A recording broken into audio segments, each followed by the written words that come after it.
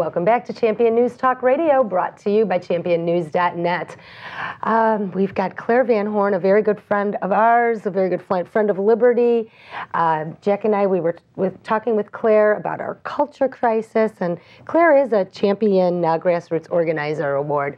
There's so much I want to talk about. First question I want to ask you, do you think the Tea Party is going away? I keep hearing that on the news, that the Tea Party is dead and it's insignificant and they hurt the Republican Party. And why would you believe what's put in the press? I didn't say I believed it. I'm just bringing it up as a talking point. They've been denigrating this Tea Party thing steadily, yes, because it's entirely foreign to their ken. They don't want people that are operating on a principled basis. Right. What you're doing, you've got standards, and you got to meet them. They're American standards that are well proven. This country, you know, we were 10-1 and everything, and it's a shame that those American principles haven't. But in a political sense, they've been turning against it and saying that it doesn't matter. But what's happened in one of the, I'm going to leave names out of it. There's a big national organization that's gotten rich people to put many millions of dollars behind this stuff. But the real difference is they've been supporting Tea Party people. And in their research, they found that the ground game is more important than the technical game at the top. Now, Obama has been playing the technical game for a long time. He's got a ground game, and he's gotten on the internet, and he's used all the fancy stuff.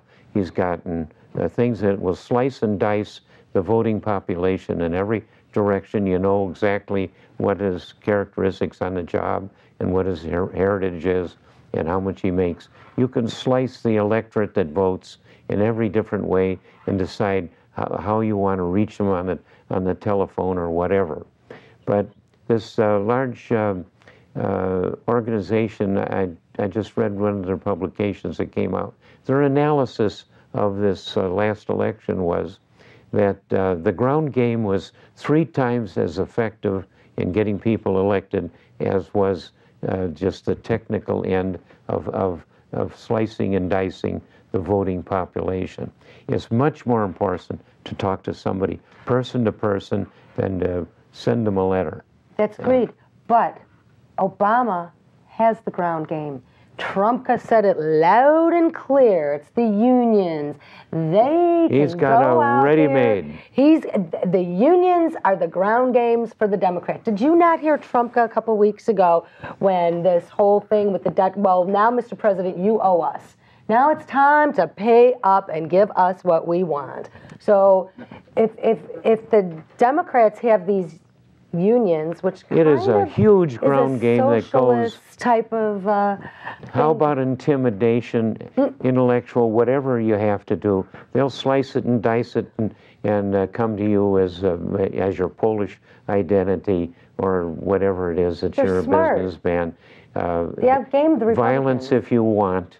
They find out what it is. But sure, they have a ground game because the unions have got a huge financial investment in this thing and a tremendous amount of money that is flowing through their hands to make them immensely politically powerful. And they will get out in the street. They'll intimidate. They'll go door to door. They'll put signs on the lawn. This Madigan that's running the Democrats in the state of Illinois, he's got minions all over the place that have got government jobs because the Democrats have been dominant in Chicago. What is the slogan in Chicago? We don't want nobody sent. Yeah, that's real Chicago language. For if you want a job, you better be sent over by the ward healer somewhere. Otherwise, you need to have a big cigar and a hat. And talking like this, we don't want nobody sent. Well, keep in mind another aspect of this too is, as you know, I talked about the right and wrong being blurred into gray. Gray. They have purposefully tried to remove morals from our society. Was it John Adams, Jack, that said you have a constitution for a moral and religious people and the governance of none other? Yeah. What happens when you take the morals and the religiosity out of the people? You know what happens? Chaos happens. You know what happens when chaos happens? The government gets to move in. Okay, but let me ask you something. Who is the moral authority? We do not, and I'm just doing this for conversation. I have very strong convictions, and I'm a believer in Jesus Christ. Don't make excuses. I'm a Christian. But whose morals do we perpetrate? I mean, I believe in biblical morals. But let's say somebody doesn't believe in God, and it is their right in this country not to believe in God. We are not under Sharia law here. So whose morals? Where do these morals come from? You're looking at, and if you want to put a name on it, it's called secular humanism, and you could classify it as a religion, but they have worked at blurring the lines of right and wrong. And with that goes the morals. And if they can convince you that this is okay and this is okay and this is okay, what ensues out of that is chaos, and the government's going to come in. We didn't have any shootings like this in the 60s. There weren't kids shooting kids. Look at the flip side of this, too. Imagine what kind of torment these children are going through that have to resort to that kind of violence. Well, you know what? I would like to take a look at the torment inside the head of the perpetrator. Okay, there's many levels we could talk about the perpetrator, and I'm going to take the liberal approach. What could pain someone so much intrinsically that they could have absolutely no respect for the youngest, most precious? I mean, these children were babies. They were innocent. Where does that evilness and wickedness come from in someone? It's a lack of morals. That people... Right. Listen, who's responsible for the shooting in the schools? Is it that goofy guy with a gun? No, that's a deficient person. But why did he go into a school? It's because what happened to him when he was into a school. Bullies become naturally, bullies. You have people that are susceptible, didn't develop, maybe their brains aren't fully developed as quick as others. But whatever his failings were, maybe he was just too smart and too good, and he didn't fit in. Whatever happened to him, the resentment was developed at the time he was in the school, or he wouldn't return there for vengeance. So it isn't the gun that caused it. No. It is the lack of morals that is in the schools, been surgically removed from the schools. And that's why they went there. Otherwise, these people with the guns would be shooting up City Hall. We got a lot more crap thrown at us by City Hall or by Streets and Sand or whoever. Well, we have people shooting up other places too, like the guy that went into the theater, for instance. Again, it's a lack of concern. It's like, I'm okay, you're not.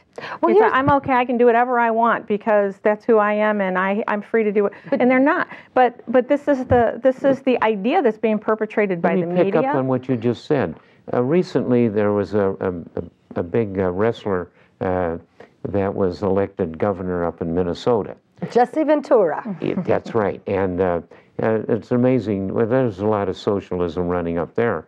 But there were young libertarians that supported him.